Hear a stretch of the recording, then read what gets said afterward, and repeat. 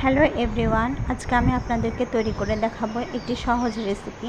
এটি তৈরি করতে আমাদের লাগবে দুটো আলু, 3টা ডিম আর একটু মসুরের ডাল। এখন পেঁয়াজ, মরিচ, রসুন আর টমেটোগুলোকে আমি কেটে নেব। হাতে যদি একদম সময় না থাকে তাহলে এই রেসিপিটি তৈরি করে দেখতে পারেন। এটি তৈরি হতে একদম কম সময় লাগে, একদম ঝামেলামুক্ত একটা রেসিপি। এখন সব কিছু আমি কেটে নিচ্ছি।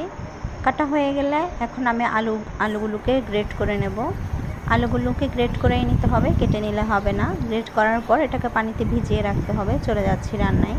তেলের মধ্যে রসুন, পেঁয়াজ আর কাঁচামরিচ দিয়ে ভেজে নেব। হালকা একটু ভাজা হয়ে গেলে এর মধ্যে মশলাগুলো দিয়ে দেব।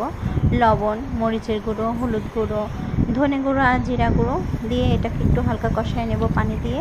কষানো হয়ে গেলে এর মধ্যে আমি টমেটোগুলো দিয়ে দেব। টমেটো দিয়ে মশলাটাকে একটু মিক্স করে নেব। মিক্স হয়ে গেলে এর মধ্যে আমি মসুরের ডালগুলো দিয়ে দেব। এটাকে একটু হালকা একটু কষায় নেব। কষানো হয়ে গেল, এখন এর মধ্যে দিয়ে দেব আমি গ্রেট করে রাখা আলুগুলো। এই যে আলুগুলো দিয়ে একটু মিক্স করে নেব মশলার সাথে। তারপর এর মধ্যে সামান্য একটু পানি দিয়ে দেব।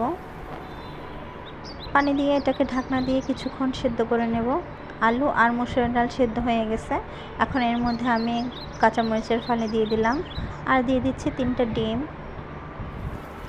ডিমগুলোকে দিয়ে আমি ঢাকনা দিয়ে কিছুক্ষণ রান্না করব।